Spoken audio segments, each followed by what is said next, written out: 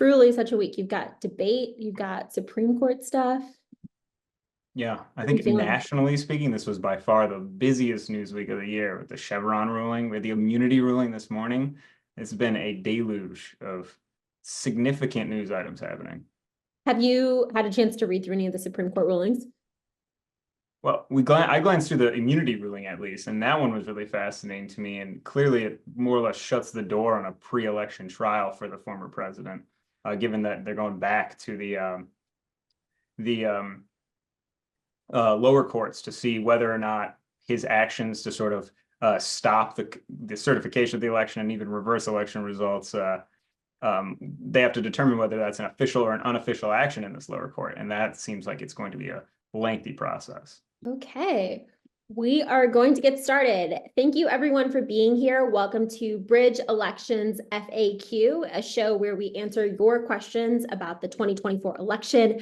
I'm Isabel Lohman, the education reporter at Bridge, Michigan. I'm joined here with Simon Schuster and Jordyn Hermani. They both cover the Capitol and all things with the election. We want to answer your questions. So if you have a question about the 2024 election, you can put it in the chat and we will get to that.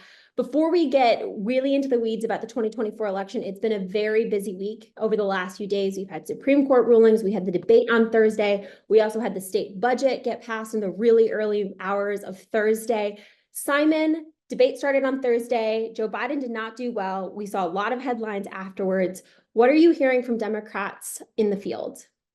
Yeah, I think that there's sort of a dichotomy between average Democratic voters and also unelected Democrats. Among elected Democrats, anyway, there's sort of a range of responses and emotions, ranging from sort of a grim determination to soldier on, that this is the horse that they're going to ride into town on and they're sticking with this individual, to despondency, that people already had big concerns about the state of Biden's ability to win Michigan, given the ongoing Gaza conflict. And now they feel that sort of this is a nail in the coffin, that this is something that's even going to move him further from that goal. Of course, this despondency and this sort of sense of hopelessness among some Democratic elected officials is not going to be aired publicly. This is something that people are talking about behind closed doors. At the same time, I think that there's people who are still expressing confidence. One of the things that they're trying to do is they want to focus on policy. They think that this is early in the election. There's still time to sort of change what one Democratic source called the trajectory of the race heading into November, because it is quite a long ways from now. We've still got quite a number of months before this election hits. But I think at the same time, these talks of a push to replace Biden with Governor Gretchen Whitmer are, for all accounts, not anywhere within the realm of possibility at this point. The Governor Gretchen Whitmer has been very vocal about her loyalty to President Biden and that she has no interest in stepping in to replace him.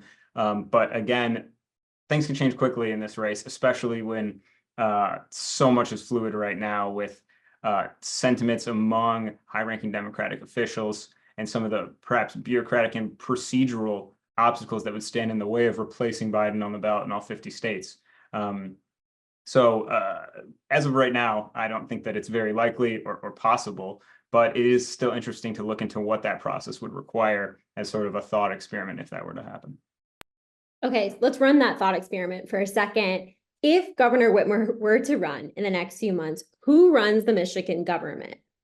Yeah, so first, Biden would have to voluntarily step down, right? Because the vast majority, I believe, well in excess, almost 100% of pledge delegates are assigned to Biden on the convention floor. So if that convention fight were to open up, Governor Whitmer would still be in charge of Michigan government if she chose to then run for president and try to get the nomination in this next couple of less than 2 months. And so if that were to actually happen, then she would remain governor until, if she actually received the nomination and then actually beat the former president in November, she'd still remain governor all through that process, but then would have to resign because you can't hold 2 elected offices at once in Michigan.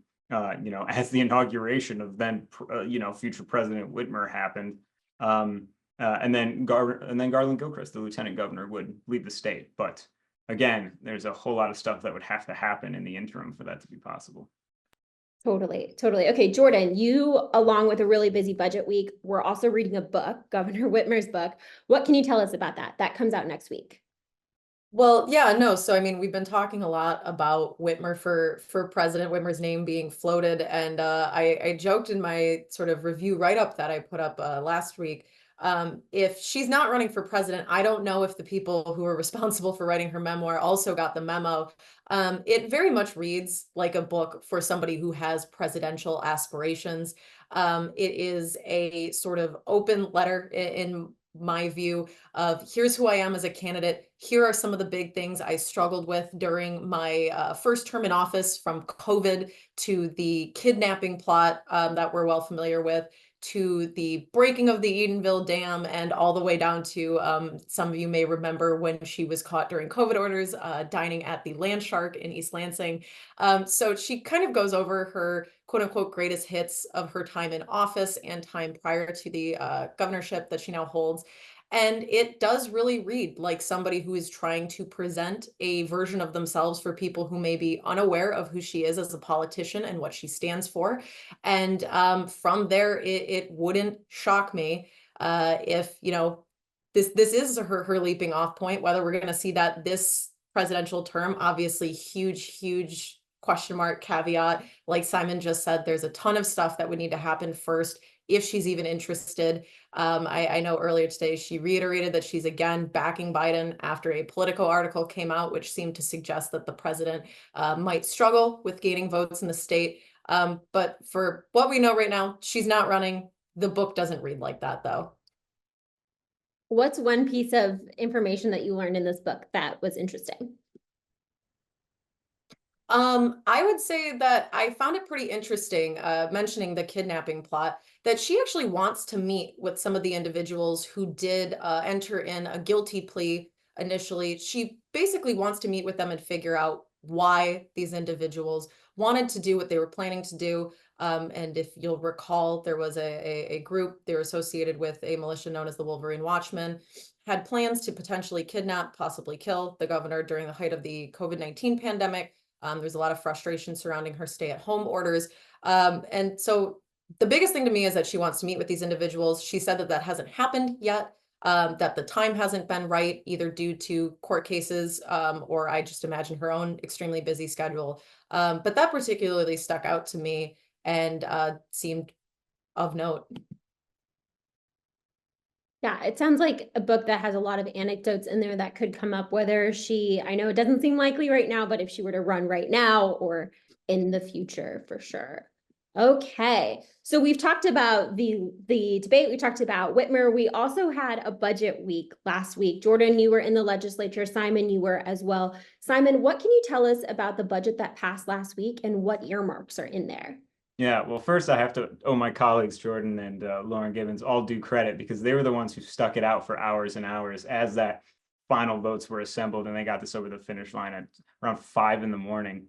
And so I sort of came in and did a little cleanup after the fact, looking at some of these earmarks, these in-district legislative grants that were a big part of the budget, the record-sized budget last year, and are a bit of a smaller size this time around. We found at first blush that there's about a little over $400 million of these earmarks. These are things that range all the way from $10 million to a local zoo to even some appropriations for-profit apartment complexes, or like a noise study around a length of specific highway. And these earmarks serve sort of as a making of the sausage in order to legislators. Of course, Democrats have razor thin majorities in both chambers of the legislature, and they need to get the votes together not only to pass the budget, but to give it immediate effect so that so that those dollars are going to effect when the fiscal year begins, and which is October 1st of this calendar year.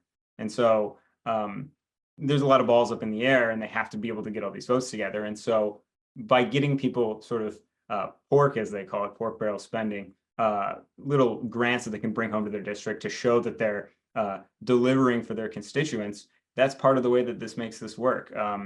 And people have a lot of complaints about this process because they say that it's happens in the dark. We don't know where this money is going until the budget is hours from passing. And the thing is that there's not really an objective determination of what the best use of this money would be. There's not a formal grant making process where different individuals get to decide, like submit bids and then make an open bidding process to see where the best, most appropriate use of this money would be.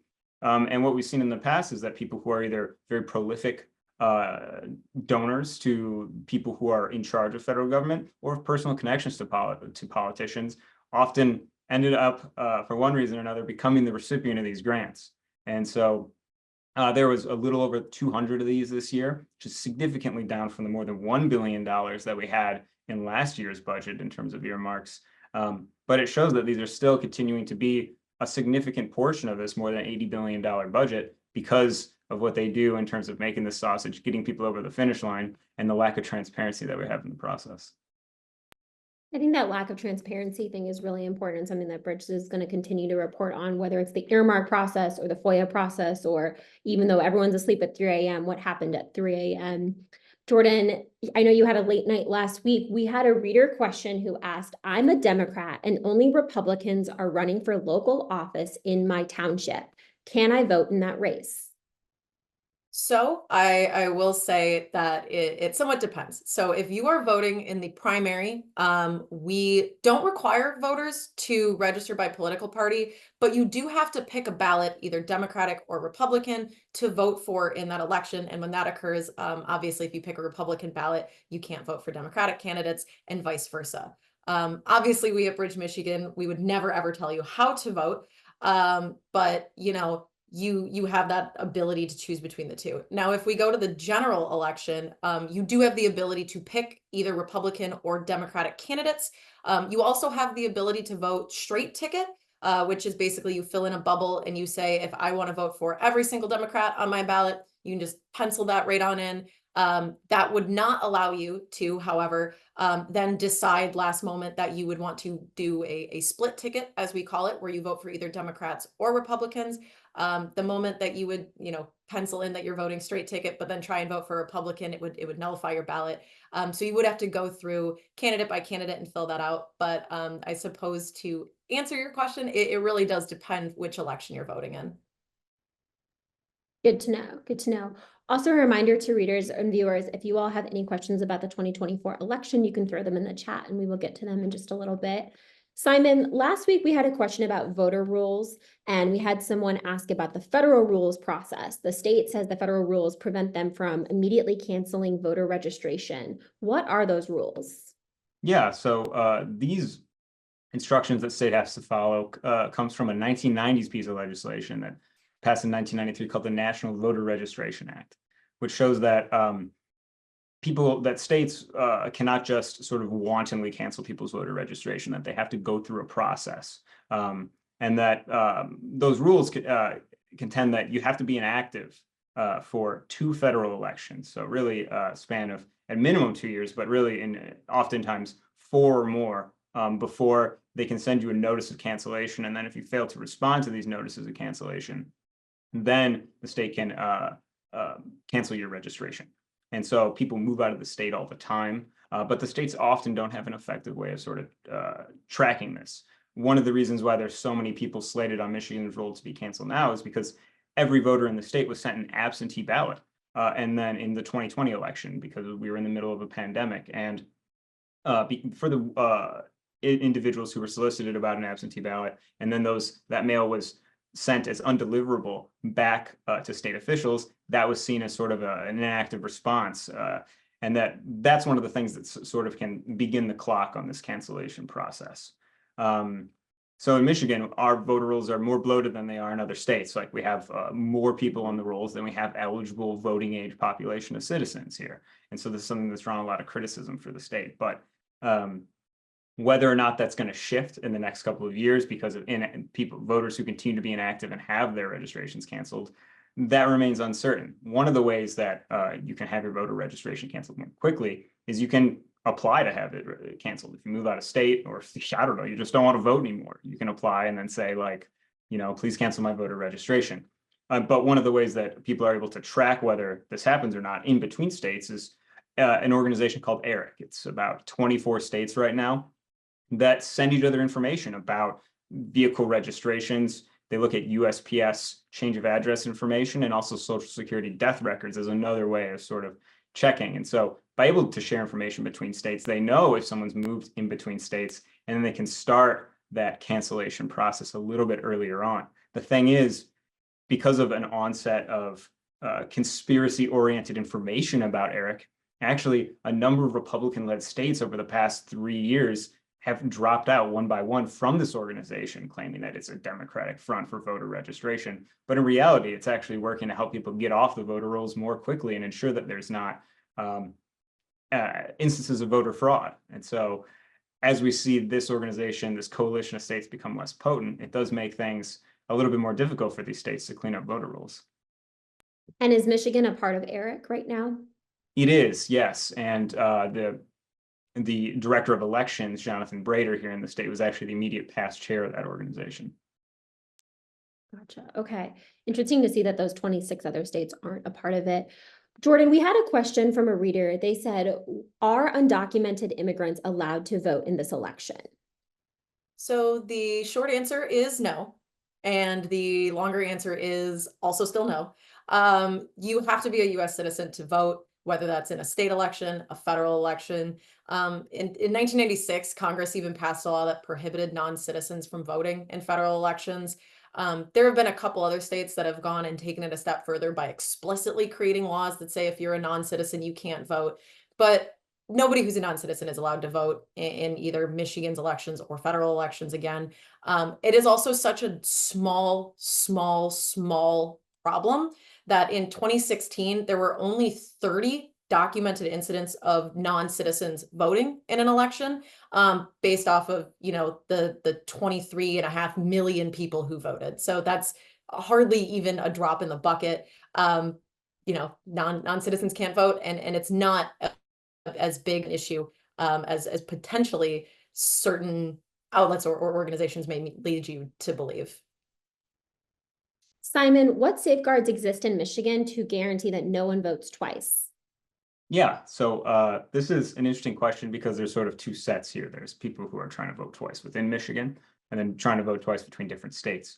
In Michigan, there's pretty readily available and pretty watertight safeguards, and that comes in the form of the qualified voter file. It's sort of the master database of where everybody votes in the state and whether or not they voted in a given election. You may get a letter, you may get sometimes solicitation in the mail that says you haven't voted in the past X, Y, and Z elections. You need to come out and vote in this one. That's because the qualified voter file is a public record and it doesn't show people how you voted, but it does show whether or not you voted. And so when on election day, in a given election precinct, or if you've turned in an absentee ballot and at an absentee ballot counting board, they record whether or not you submitted a ballot through a subset of the data from the qualified voter file. The local election officials use it. And then at the end of the day, they then take that information off of a computer that's not connected to the internet and then re-upload that information to qualified voter file so that they can report all the people who voted in their individual jurisdictions. Now, if you voted twice and you turn in 2 ballots, either in the same jurisdiction, they're going to see that they got 2 ballots in your name, or between 2 jurisdictions, that's going to show up in the qualified voter file. And in Michigan, that's specifically illegal. You can't do this. Now, in voting between 2 different states, things get a little trickier because you got 2 different jurisdictions here, and each one administers their elections their own way. But this is where organizations like ERIC come into play. If you're able to report and share information between states that, oh, we have information that this person is registered to vote in both states and they've voted in both of these states, then it's not illegal to have 2 voter registrations. You're not supposed to, but I don't believe it's outright illegal, but it is legal to vote more than once in federal elections. And so this is a way that people can sort of catch and try to clamp down on these instances of voter fraud. Now, I should note that scholarly research shows that voting twice in multiple states is exceedingly rare. It doesn't happen very frequently, but when people do, that is illegal. And so these multi-state coalitions are a way to head that off. But of course, if people are leaving the coalition and maybe trying to form their own that might be on for more partisan rationales, it makes that difficult. Without a single organization that everybody's a part of, that finding out about that allegedly illegal activity is that much more difficult. Simon, who determines at the state level if they want to participate in ERIC? Is it the governor? Is it the Secretary of State? Is it the legislature?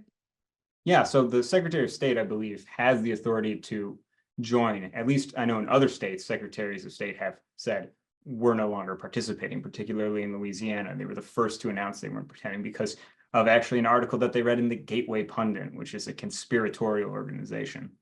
But the legislature, if they wanted to, could pass legislation that says we have to be a participant or we have to leave. But it's the Secretary of State who has administrative authority over Michigan's elections who gets to decide right now in absence of particular legislation that says we got to be a part or not. Okay, so we're going into, there's a national holiday later this week. It's a somewhat shorter week for a lot of people. I want to end on this question. Jordyn and Simon, Jordyn, you can start off. What is one thing you're looking at for a story this week? What is one thing you're looking to see on the campaign trail? Ooh, one thing I'm looking to see on the campaign trail.